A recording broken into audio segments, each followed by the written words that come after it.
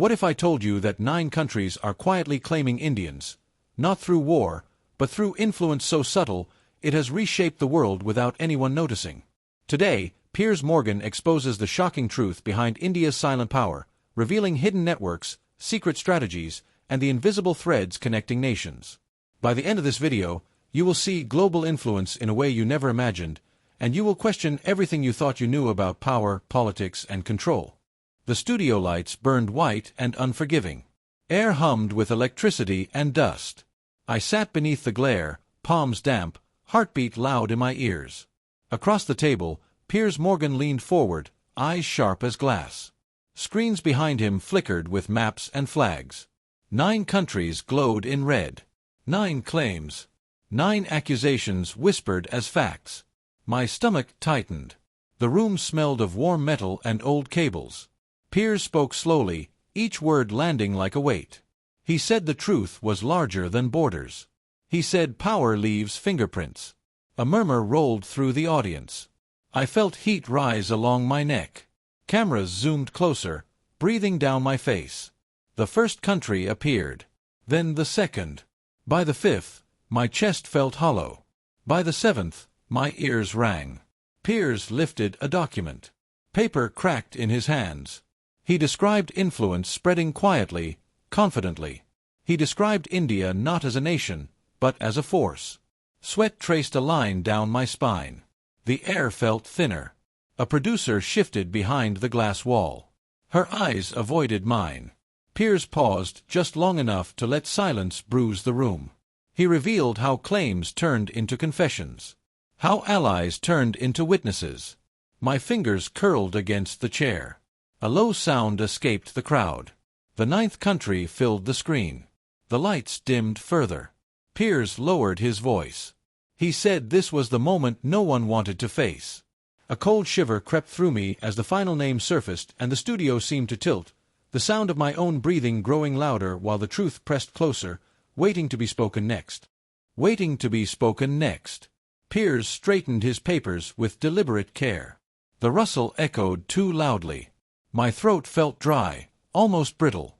The screen pulsed softly behind him. Maps dissolved into faces. Officials. Leaders. Anonymous silhouettes caught in shadow.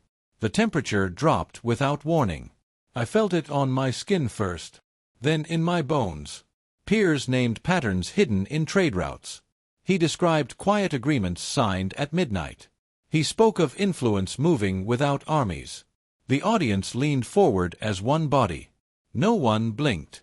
A spotlight flickered above me. For a moment, darkness swallowed half the room. My pulse hammered harder. The scent of ozone filled the air. Piers said power does not shout. Power waits. Power watches. A low hum rose from the control room. Someone whispered into a headset. Their voice shook. The 9th country reappeared, larger now. Borders glowed like scars. Piers revealed documents never meant for daylight. Dates. Signatures. Numbers that refused to stay quiet. A collective breath caught in the studio. My vision narrowed. The walls felt closer. Piers described pressure applied without force. Debt wrapped like chains. Influence disguised as partnership. I tasted metal on my tongue. The cameras moved even closer. Every pore felt exposed. Piers said India understood patience better than fear. He said patience reshapes the world. A chair creaked in the back row. Someone stifled a gasp. The lights dimmed again. Only the screens remained bright. Faces faded into symbols. Symbols into silence. Piers lowered his gaze toward me. His voice softened, but the words cut deeper. He said this revelation would not fade tomorrow. He said the shock had only begun. My hands trembled despite my effort to steady them. A distant alarm chimed somewhere in the building. No one moved to stop it. The sound stretched thin and sharp. Piers turned one final page. The paper shook in his grip. He inhaled slowly. The studio held its breath with him.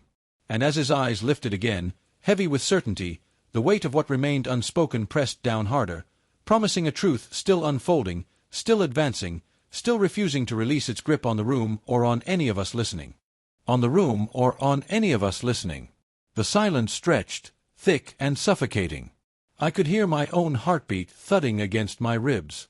Piers did not look away. His stare carried a weight that pressed into my chest. The screens shifted again. Charts replaced faces. Lines climbed upward like rising tides. Trade numbers. Technology flows. Cultural reach spreading quietly. The studio air felt stale, almost trapped. I swallowed hard. My ears rang as if submerged underwater. Piers spoke of narratives rewritten slowly. He spoke of influence entering through education, through labor, through trust. A soft vibration trembled beneath my feet. The floor itself seemed uneasy. Someone dropped a pen in the audience. The sound cracked the tension like glass. I flinched. Piers continued, relentless. He described how claims turned into dependence. How dependence turned into allegiance. My skin prickled. A bead of sweat slid along my jaw. The lights buzzed overhead. Their glow felt harsher now. Almost interrogative. Piers said power reveals itself only when resistance fades. He said resistance had been fading for years. The maps zoomed closer. Borders blurred. Connections lit up like veins beneath skin. I felt dizzy. My hands clenched tighter. The chair beneath me creaked softly. Piers named industries one by one. Medicine. Infrastructure. Technology. Each word struck with precision. The audience sat frozen. No coughs. No whispers. Only breathing. Heavy. Uneven. A producer raised a hand behind the glass. Piers ignored it. His voice grew firmer. He said this story was never meant to be comfortable. He said comfort was the first casualty of truth. A low rumble echoed through the building. Thunder or machinery, I could not tell. My vision blurred at the edges. The ninth country flashed again. This time, its flag dimmed. Piers described the moment denial collapsed. The moment officials stopped arguing and started explaining. A sharp chill crawled up my arms. The studio felt colder than before. I tasted fear, raw and unmistakable. Piers leaned closer to the desk. His shadow stretched across the floor. He said India had mastered silence as a strategy. He said silence unsettles more than force. The words settled heavily in my stomach. The cameras caught every reaction. Every flicker of doubt. Every tightening jaw. A faint crack echoed from above. The ceiling lights flickered once more. My breath came shallow. Piers paused only to let the weight sink deeper. He said the world had been watching the wrong places. He said the real shift happened quietly. Gradually. I felt the room tilt again. Not physically, but inward. As if the truth was folding space around us. Piers lifted his gaze toward the audience now. His voice lowered. He said what came next would change how power was understood. The studio seemed to shrink further. Walls closing in. Screens glowing brighter. And as the tension tightened like a drawn wire, the sense of revelation continued to build, heavy and unavoidable, pressing forward with no intention of stopping. With no intention of stopping. A deep vibration rolled through the speakers. It felt less like sound and more like pressure. My chest tightened in response. Piers rested both hands on the desk. His fingers spread, steady, controlled. The screens behind him darkened briefly. Then new images emerged. Factories. Ports. Crowded classrooms. Silent offices glowing at night. The smell of warm circuitry thickened the air. I shifted in my seat, fabric scraping softly. Every movement felt amplified. Piers spoke of generations, not years. He spoke of influence planted early, nurtured patiently, allowed to grow unnoticed. A cold sweat formed along my temples. The audience remained motionless, eyes wide, faces pale under studio lights. A clock ticked somewhere unseen. Each second landed heavily. Piers described how identity itself became leverage. How migration carried more than labor. It carried memory, skill, connection. My breathing slowed unwillingly. The room demanded stillness. The ninth country appeared once more. This time, fragmented. Data points hovered like wounds in the air. Piers said denial fractured when patterns aligned. When coincidence became certainty. A low murmur rippled, then vanished. Someone pressed a hand to their mouth. I felt my pulse in my throat. The lights dimmed until shadows stretched long and thin. Piers said power does not arrive loudly. It arrives prepared. The words settled like ash. A sharp scent of burning dust filled my nose. My eyes stung. The studio felt smaller again. Almost claustrophobic. Piers revealed testimonies spoken off record. Voices altered. Faces hidden. Fear threaded through every syllable. The audience shifted at last. Chairs creaked in nervous unison. Piers said the shock was never the revelation. The shock was how long it took to notice. My hands felt numb. The floor hummed beneath my feet. The screens pulsed brighter. Networks of light spread across continents. Lines intersected and tightened. I felt a strange heaviness behind my eyes. Almost grief. Piers spoke of moments when choice quietly disappeared. When agreements felt inevitable. When resistance became impractical. A sharp intake of breath escaped me. The microphone caught it. The sound echoed back faintly. Piers glanced toward me. His expression unreadable. He said awareness comes with discomfort. He said discomfort forces reckoning. A sudden flicker plunged the studio into near darkness. Gasps erupted before silence returned. Emergency lights glowed red. The air felt colder now. Sharper. Piers continued without hesitation. He said the truth does not retreat once exposed. It advances. Relentless. The ninth country faded completely. In its place stood a question. Unspoken. Heavy. The studio felt suspended in that moment, breath held, nerves stretched tight, as the sense of revelation deepened further, pulling everyone present into a truth still expanding, still pressing forward, still refusing to settle. Still refusing to settle. The silence thickened, almost tangible. It pressed against my chest and made each inhale deliberate. Piers shifted slightly, the movement precise, measured. The screens behind him flickered one last time. Then they went black, leaving only the dim glow of the studio lights. The room felt hollow, as if the walls themselves had absorbed the tension and held it hostage. I could hear my heartbeat, loud and irregular. Others whispered, barely audible, swallowed by the stillness. Piers finally leaned back. His hands left the desk slowly, deliberately. He surveyed the room like a general scanning a battlefield. No one dared speak. The air seemed heavier with every passing second. Then he began to recount the subtle victories. How influence seeped through trade policies unnoticed. How technology quietly shifted global dependencies. How alliances were rewritten by the invisible hand of strategy. The images on the screens returned. Not flags this time. Cities. Airports. Factories. Markets buzzing with life. But beneath the surface, lines of control glimmered faintly. Paths of power traced invisibly across continents. My stomach churned. It was a map of dominion, quiet, subtle, undeniable. Piers described moments of discomfort long forgotten. Moments when other nations realized they were not leading the game. But by then, it was too late. The influence was embedded. Irreversible. The studio lights dimmed further, shadows crawling along the walls. I felt as if I were inside the map itself. Each trade route, each investment, each policy decision pressing into my skin.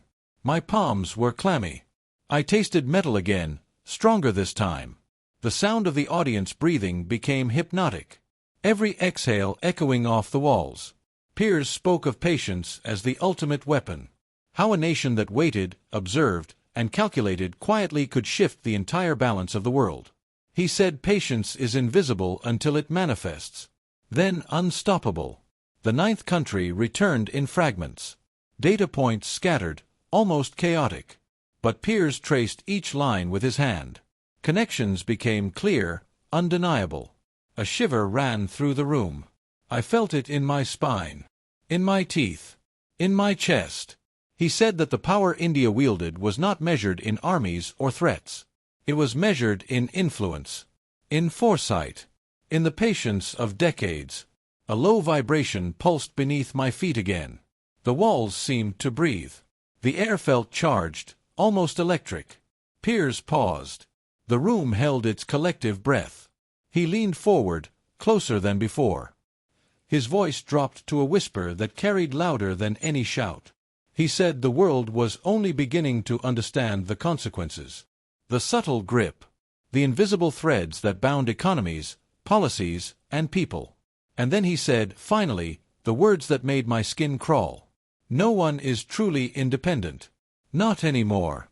Not with this truth quietly unfolding. The studio seemed to tilt inward. Time slowed. And in that moment, it became clear that the revelation was not just about 9 countries claiming Indians. It was about a power that no one could see coming, and yet everyone would feel. The air was heavy, charged, waiting for the next move, for the consequences that had already begun. And even as I tried to steady myself, the sensation of inevitability pressed deeper, knowing the story was far from over, and the world outside that studio had no idea the shift had already begun. And we were only now beginning to witness the truth unfold in front of our eyes. The studio remained unervingly still. Even breathing felt amplified, heavy, intrusive. The glow of the maps reflected in my eyes, red and gold lines tracing invisible paths of influence across continents. Piers did not move. He sat with the patience of someone holding centuries in his hands. I noticed the faint tapping of a keyboard behind the glass wall. Someone in the control room was documenting every second, every pause, every shadow. The audience seemed frozen in time. No one dared shift, no one dared blink. The hum beneath the floor rose slightly. It resonated through my bones, making me aware of each vertebra. Piers began detailing case after case, example after example. How policy subtly shifted. How media narratives bent without force. How cultural exchanges became silent instruments of strategy. The magnitude was staggering. I felt it in my chest, a pressure like the world itself had leaned forward, peering over my shoulder. One by one, the 9 countries appeared again. Their claims, once scattered, now formed a pattern impossible to ignore. They were not isolated actions. They were responses to influence already established. My palms began to sweat. The scent of warm electronics and dust mixed with something sharper. Fear, perhaps, or anticipation. Piers leaned back, hands steepled, eyes glinting with a strange calm. He said India's reach is a quiet inevitability. It does not need announcements. It does not need armies to march. It simply exists. And the world feels its presence whether it admits or denies it. I felt the room contract further. The air tasted thick, metallic, almost like a storm approaching. Behind the glass, technicians exchanged silent glances. Even they seemed aware of something larger than themselves. Piers spoke of decisions made decades ago that only now bore visible results.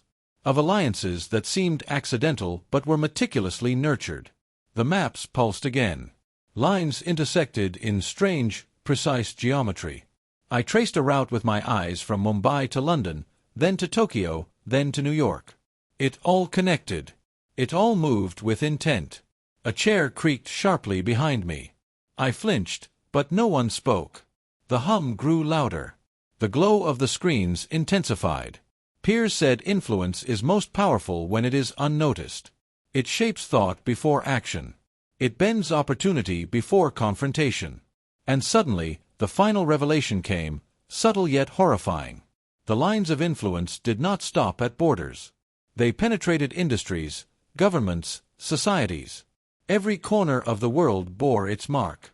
A shiver ran down my spine. My ears rang. The studio lights dimmed to near darkness. Only the map glowed, intricate and alive. Piers leaned forward, voice barely above a whisper. He said that the 9 countries claiming Indians are only beginning to realize what they are witnessing. The realization is slow. It is uncomfortable. It unsettles the comfortable.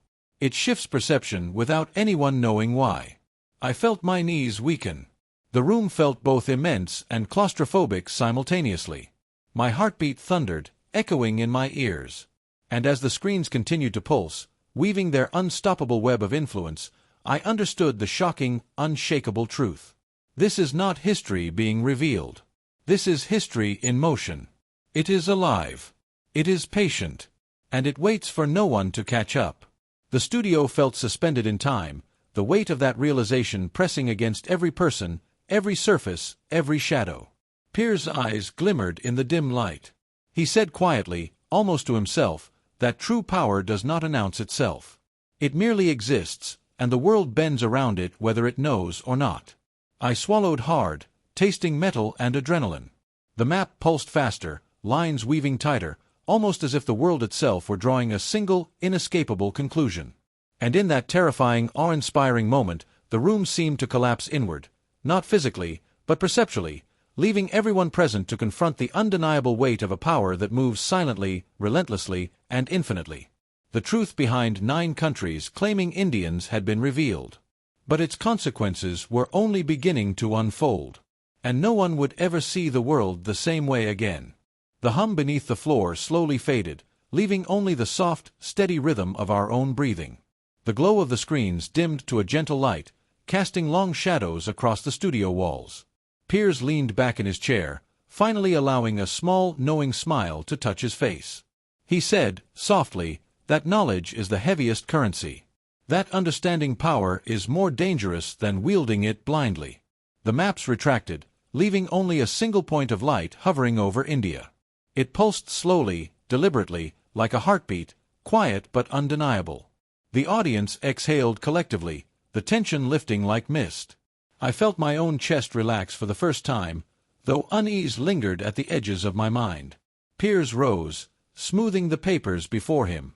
He said that influence is not about fear. It is about presence. And presence, when sustained with patience, changes everything. The lights brightened gradually, returning warmth to the studio. The subtle electricity in the air softened. For a moment, the world outside felt distant, paused, as if holding its breath. Piers looked directly into the camera, voice calm, but heavy with truth. He said that history is not only written by those who conquer, but also by those whose quiet strength shapes the future. A murmur of realization spread through the room, subdued yet powerful. I stood slowly, stepping back from the edge of shock into a place of reflection. The revelation had been delivered. The lessons had been whispered. And yet, the story did not end. It had simply shifted, continuing silently in the corridors of power, in the movements of people, in the heartbeat of a nation. As I walked toward the exit, the studio doors closing behind me, I realized that some truths are not meant to terrify, but to awaken. And in that awakening, the world becomes both larger and more intimate, its unseen currents now visible to those who choose to see. The light outside seemed sharper, the air cooler. And in that clarity, I understood the final lesson. Power does not need to roar. It only needs to endure. And in its endurance lies the quiet, unstoppable force that shapes all of history. What if I told you that 9 countries are quietly claiming Indians, not through war, but through influence so subtle, it has reshaped the world without anyone noticing? Today, Piers Morgan exposes the shocking truth behind India's silent power, revealing hidden networks, secret strategies, and the invisible threads connecting nations. By the end of this video, you will see global influence in a way you never imagined, and you will question everything you thought you knew about power, politics, and control.